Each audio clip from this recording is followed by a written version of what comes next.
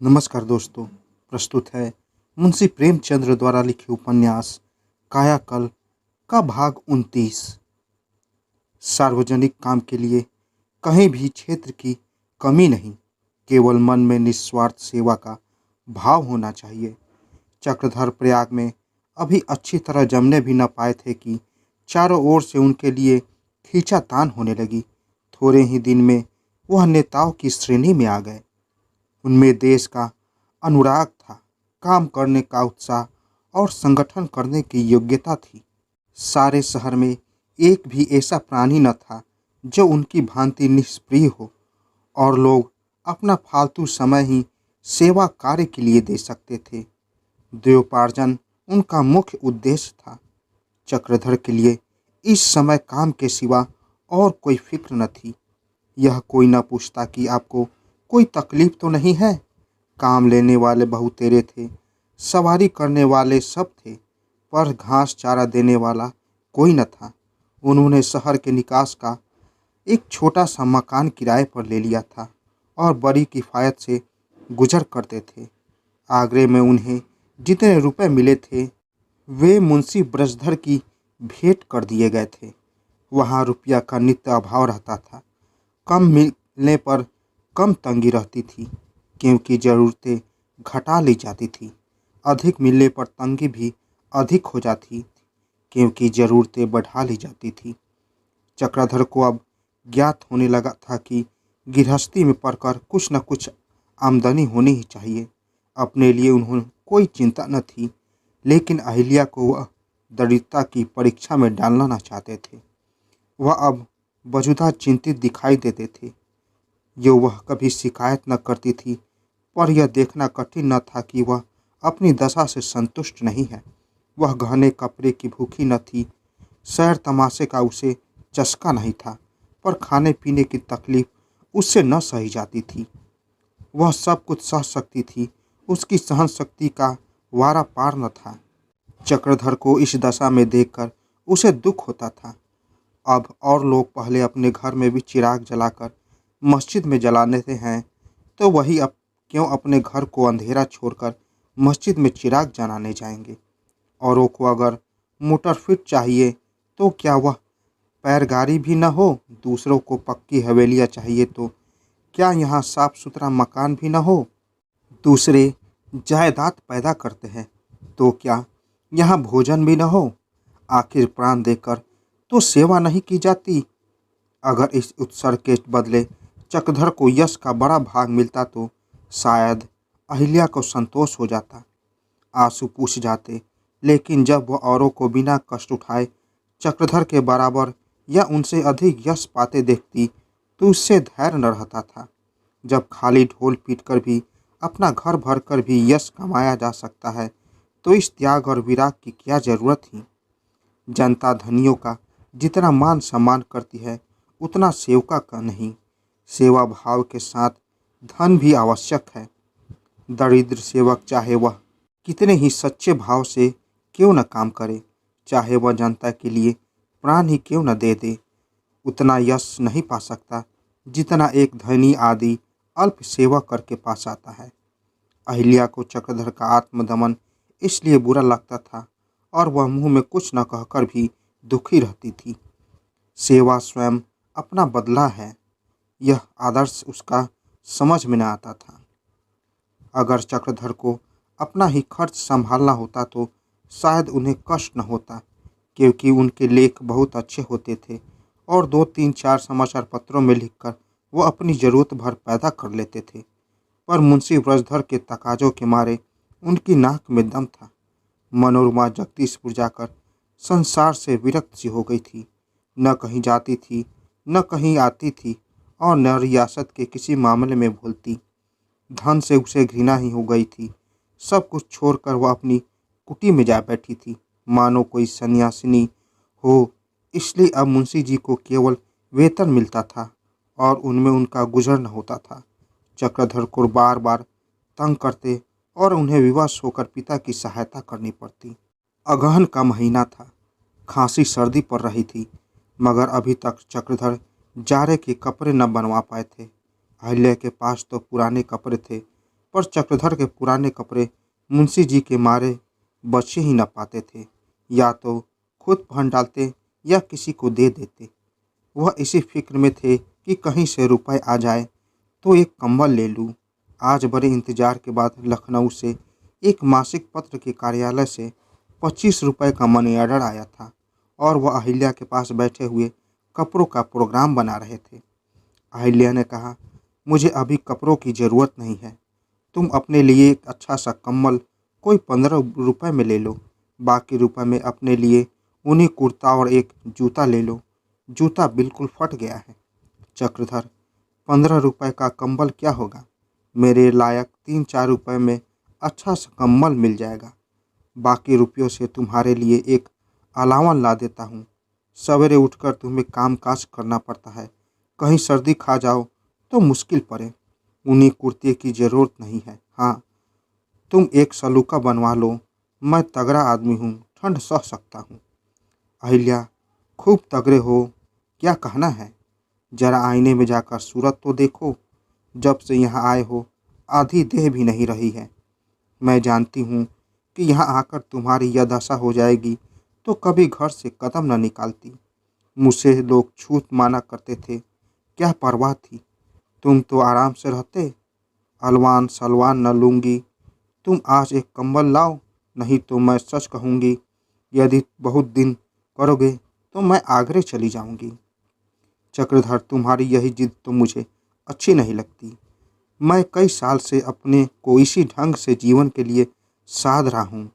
मैं दुबला हूँ तो क्या गर्मी सर्दी खूब सह सकता हूँ।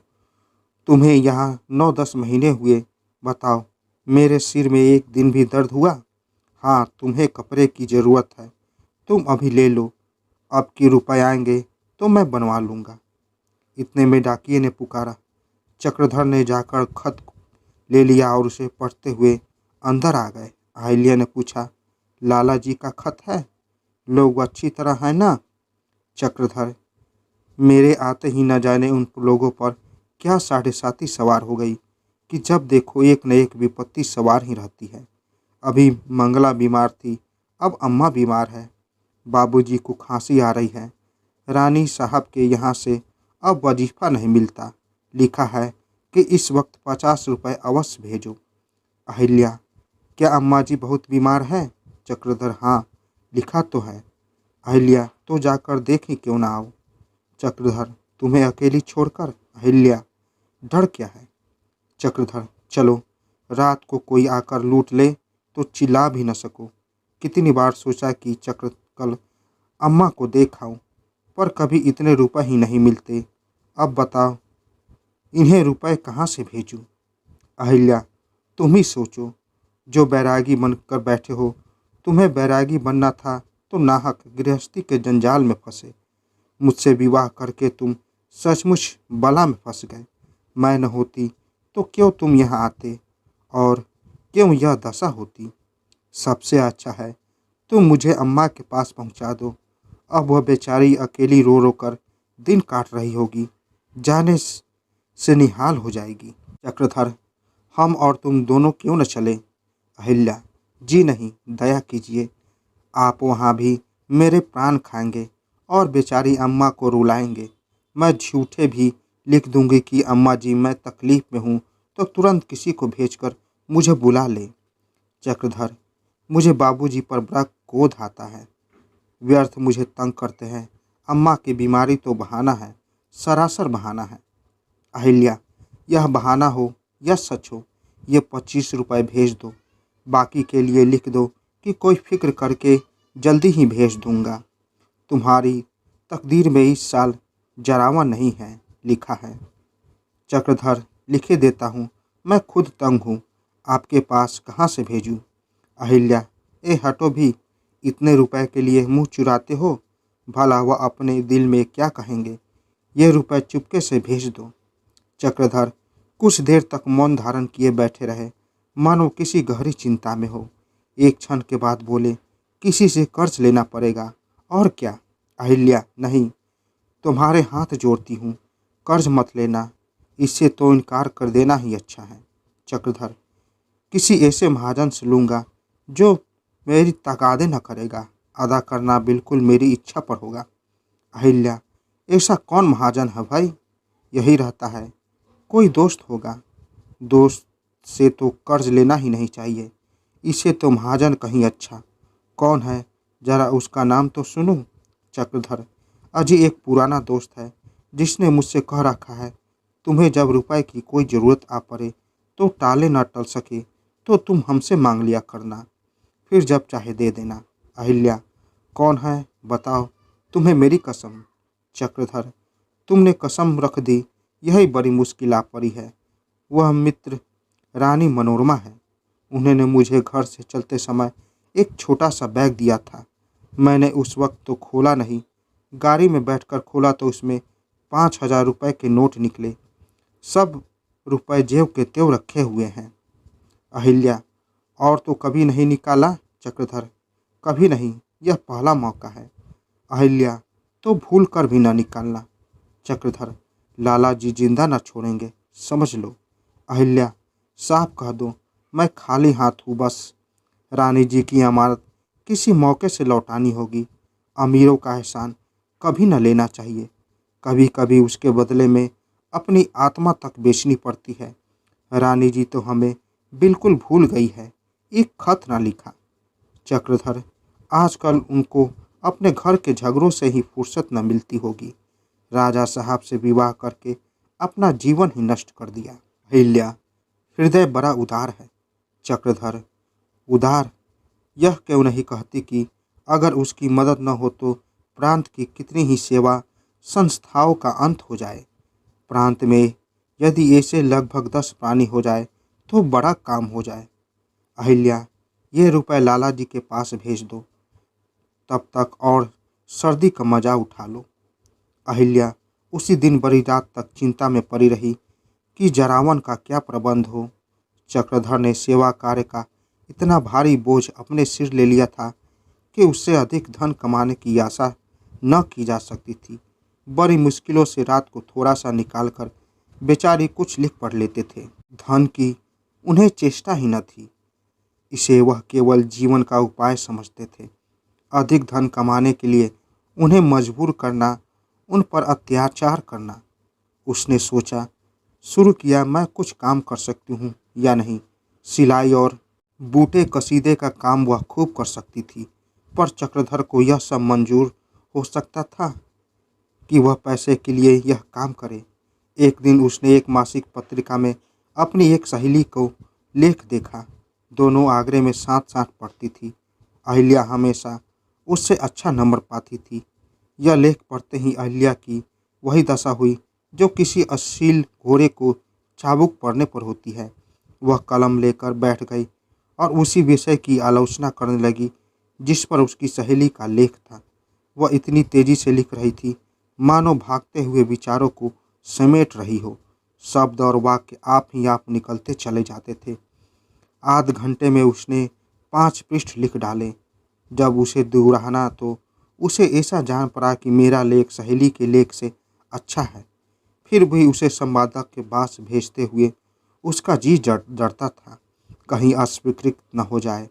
उसने दोनों लेखों को 2-3 बार मिलाया और अंत को तीसरे दिन भेज ही दिया। तीसरे दिन जवाब आया, लेख स्वीकृत हो गया। फिर भेजने की प्रार्थना की थी और शीघ्र ही पुरस्कार भेजने का वादा था। तीसरे दिन डाकिये ने एक रजिस्ट्री चिट्ठी लाकर दो। अहिल्या ने खोला तो 10 रुपए का नोट था।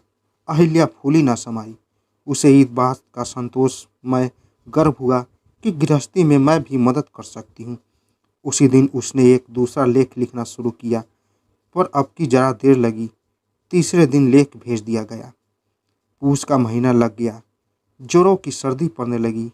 स्नान करते समय ऐसा मालूम होता था कि पानी काट खाएगा, पर अभी तक चक्रधर जरावन न बना सके। एक दिन बादल हो गए और ठंडी हवा चलने लगी।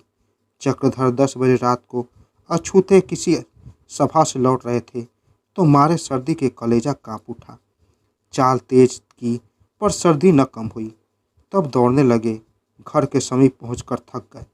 सोचने लगे, अभी से यह हाल है, भगवान, तो रात कैसे कटेगी और मैं तो किसी तरह काट भी लूँगा। अहिल्या का क्या हाल होगा? इस बेचारी को मेरे कारण बड़ा कष्ट हो रहा है। सच पूछो तो मेरे साथ विवाह करना उसके लिए कठिन तपस्या हो गई है। कल सबसे पहले कपड़ों की फिक्र करूँगा। यह सोचते हुए वह घर आए तो देखा कि अहिल्या अंगीठी में कोयले भरे ताप रही है। आज वह बहुत प्रसन्न दिखाई देती थी। रात को रोज रोटी और खोई का साग खाया करते थे। आज अहिल्या ने पूरियाँ पकाई थी और सालन भी कई प्रकार का था। खाने में बड़ा मज़ा आया।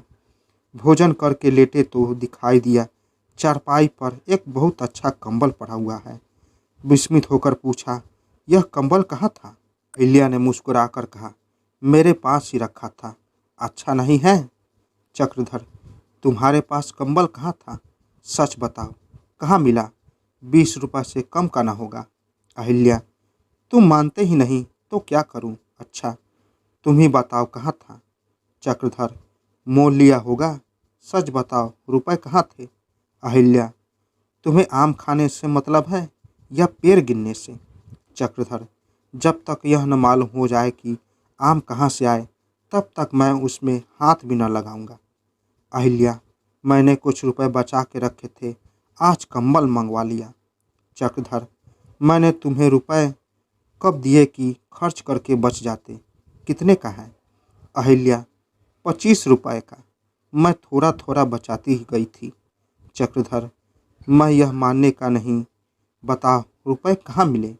अहिल्या, बताती हूँ। अब कि मैंने यथार्थ जगत को 2 लेख भेजे थे, उसी के पुरस्कार 30 रुपये मिले। आजकल एक और लेख लिख रही हूँ। अहिल्या ने समझा था चक्रधर यह सुनते ही खुशी से उछल पड़ेंगे और प्रेम से मुझे गले लगा लेंगे, लेकिन यह आशा पूरी न हुई। चक्रधर ने उदासीन भाव से पूछा, कहाँ है लेख? जरा आर्य जगत देखूं।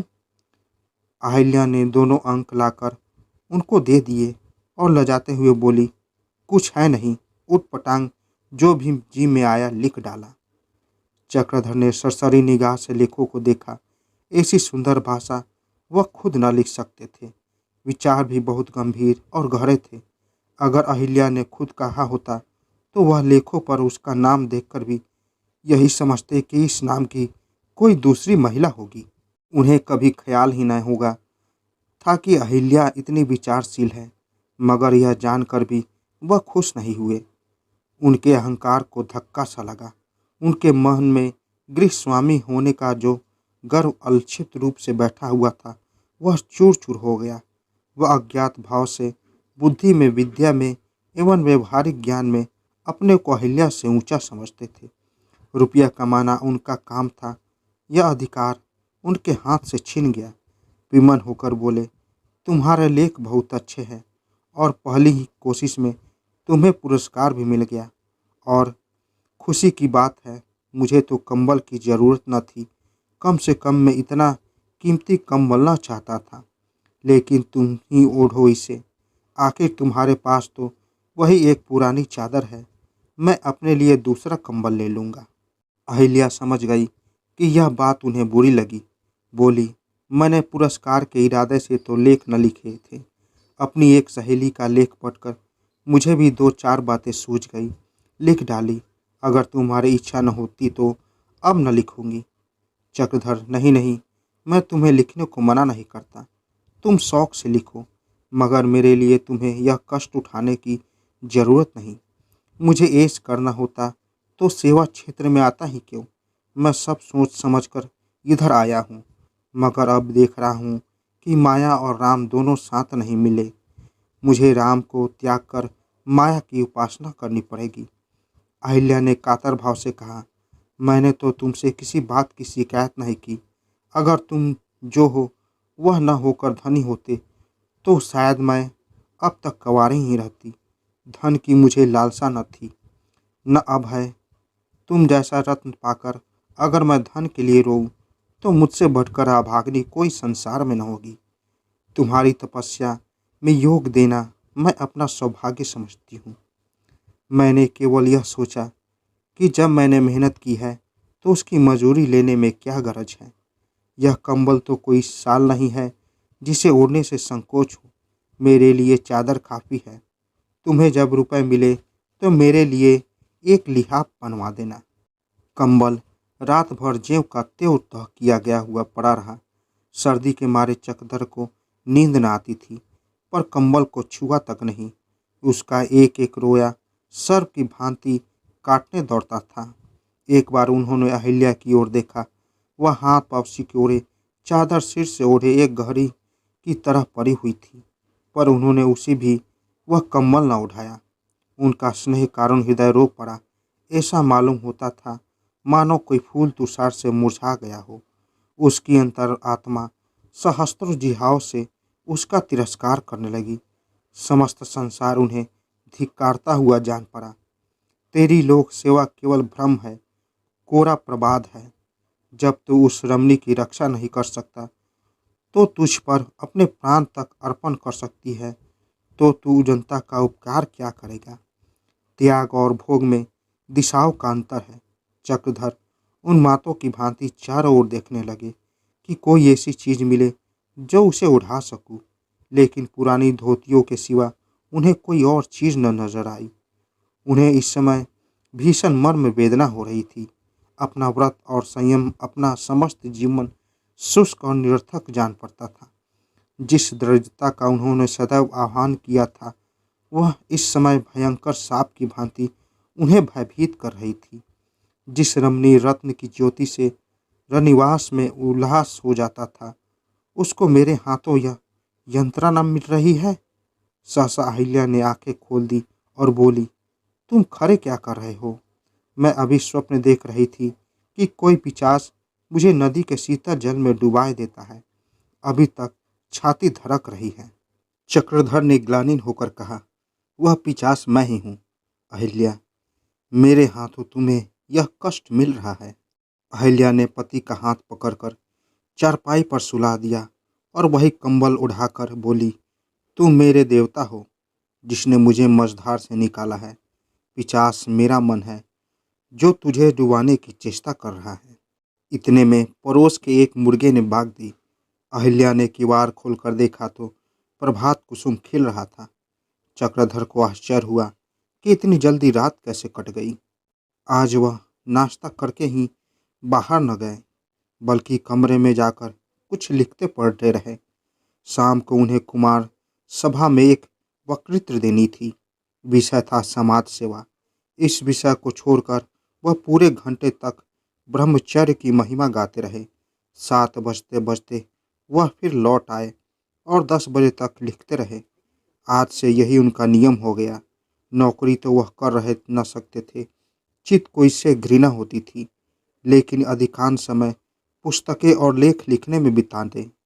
उनकी विद्या और बुद्धि अब सेवा के अधीन नहीं, स्वार्थ के अधीन हो गई। भाव के साथ उनके जीवन सिद्धांत भी बदल गए। बुद्धि का उद्देश्य केवल तत्व निरूपण और विद्या प्रसार न रहा, वह धनोपार्जन का मंत्र बन गया। उस मकान में अब उन्हें कष्ट होने लगा। दूसरा मकान लिया जिसमें बिजली के पंखे और रोशनी थी। इन नए संसाधनों से उन्हें लिखने पढ़ने में और भी आसानी हो गई। बरसात में मच्छरों के मारे कोई मानसिक काम न कर सकते थे। गर्मी में तो नन्हे से आंगन में बैठना भी मुश्किल था, काम करने का जिक्र ही क्या। अब वह खुली हुई छत पर बिजली के पंखे के सामने शाम से ही बैठकर काम करने लगते थे। अहिल्या खुद तो कुछ न लिखती, पर चक्रधर की सहायता करती रहती थी। लेखों को साफ करना, अन्य पुस्तकों और पत्रों से अवतरणों की नकल करना उसका काम था। पहले ऊसर की धोती करते थे, जहाँ न धान था न कीर्ति। अब धन भी मिलता था और कीर्ति भी। पत्रों के संपादक उनसे आग्रह करके लेख लिखवाते थे। लोग इन लेखों को बड़े चाव से पढ़ते थे। भाषा भी अलंकृत होती थी, भाव भी सुंदर, विस्मय भी उन्मुक्त। दर्शन से उन्हें विशेष रुचि थी। उनके लेख भी अधिकांश दार्शनिक होते थे। पर चक्रधर को अब अपने कृत्यों पर गर्व था। उन्हें काफ़ी धन मिलता था। यूरोप और अमेरिका के पत्रों में भी उनके लेख छपते थे। समाज में उनका आदर भी कम न था।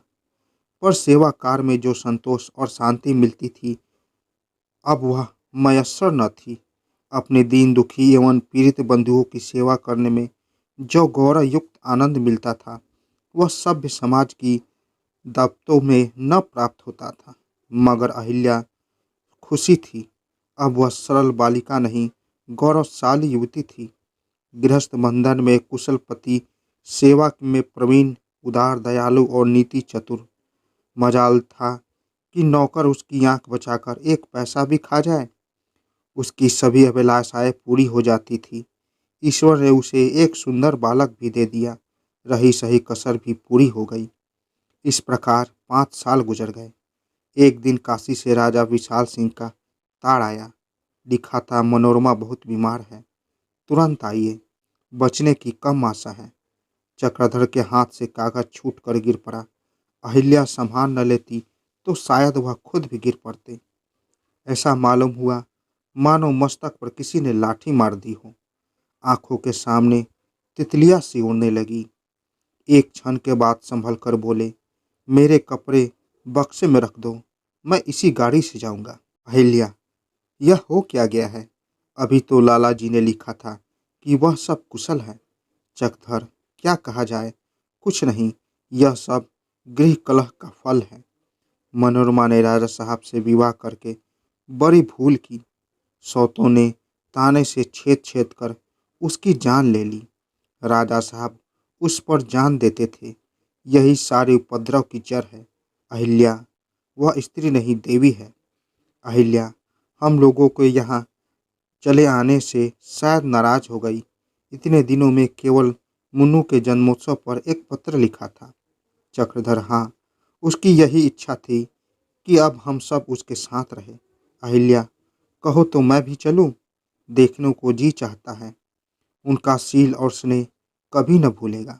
चक्रधर, योगेंद्र बाबू के साथ लेते चले, उनसे अच्छा तो यहाँ और कोई डॉक्टर नहीं है। अहिल्या, अच्छा तो होगा, डॉक्टर साहब से तुम्हारी दोस्ती है, खूब दिल लगाकर दवा करेंगे। चक्रधर, मगर तुम मेरे साथ लौट न सकोगी, यह समझ लो। मनोरमा तुम्हें इतनी जल्दी न आने देगी। अहिल्या, वो अच्छी तो हो जाए, लौटने की बात पीछे देखी जाएगी। तो तुम जाकर डॉक्टर साहब को तैयार करो, मैं यहाँ सब सामान तैयार कर रही हूँ। 10 बजते बजते ये लोग यहाँ से डाक पर चले। अहिल्या खिड़की से पावस का मनोहर दृश्य देखती थी। चक्रधर व्यग्र होकर घड़ी देखते थे कि पहुँचने में कितनी देर है, और मुन्नू खिड़की के बाहर कूद पड़ने के लिए जोर लगा रहा था।